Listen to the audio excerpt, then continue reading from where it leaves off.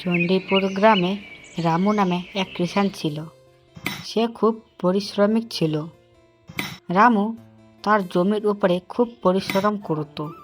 কি যে করি, এত গরমে কাজ করা যায় নাকি? আর কিছুক্ষণ কাজ করলে তো অজ্ঞান হয়ে যাব মনে হয়। যায় একটু গাছের নিচে গিয়ে বসি, যা হবে পরে নাহে দেখা যাবে। এই বলে রামু একটি গাছের নিচে বসে আরাম করতে থাকে। এরপরে সন্ধ্যা হয়ে যায়। বাবারে বাবা, আজকে যে গরম দিয়েছিল! এরকম গরম করে তো আমার সবজি চারাগুলো বড়ই হবে না।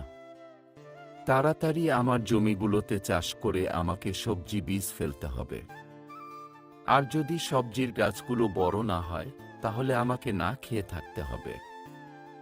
যাই, এখন আমি খাওয়া দাওয়া করে ঘুমিয়ে পড়ি, কালকে দেখা যাক কি হয়।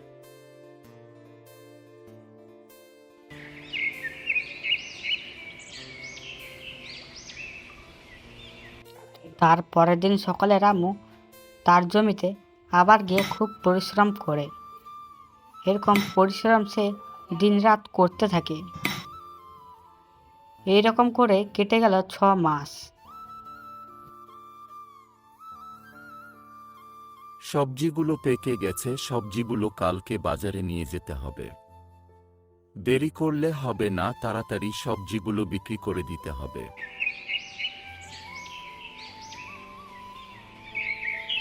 তার পরের দিন সকালে রামু তার জমিতে এসে সবজি তুলতে থাকে। সবজি তোলা হয়ে গেলে সবজিগুলোকে সে বাজারের দিকে নিয়ে যেতে থাকে। কিছুক্ষণ পরে সে বাজারে চলে এসে ও তার সবজিগুলো দোকানদারকে দিয়ে দেয়। আর দোকানদার রামুকে বলে, আরে রামু ভাই, তুমি আজকে সব সবজি বিক্রি করে দাও। আজকে রাত্রের ঝড় আসার কথা আছে। যদি ঝড় আসে তাহলে তোমার সব সবজি নষ্ট হয়ে যাবে। সেই দিন রাত্রে খুব ভারী বৃষ্টি হয় ও ঝড়ো হাওয়া হয়। মনে হচ্ছে যে রামুর বাড়িকে উড়িয়ে পড়ে দিবে।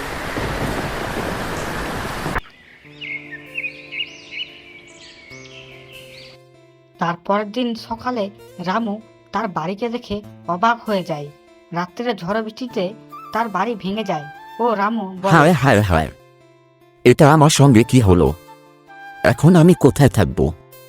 হে ভগবান, এখন আমি কি করব? হায় হায় হায়! পেয়েছি, একটা বুদ্ধি পেয়েছি। এই কচু গাছের পাতা দিয়ে আমি যদি বাড়ি বানাই, তাহলে আমার বাড়িতে জল ঢুকবে না, আর কাজটাও তাড়াতাড়ি হবে। না, আমি দেরি না করে তাড়াতাড়ি কাজে লেগে পড়ি। আর বিকাল হয়েও আসছে, রাতের মধ্যে আমাকে কাজটা করতে হবে। এই বলে তার বাড়ি বানানোর কাজে শুরু হতে থাকে। কিছুক্ষণ পর রামু তার নতুন কচু শাকের পাতা দিয়ে একটি নতুন বাড়ি তৈরি করে।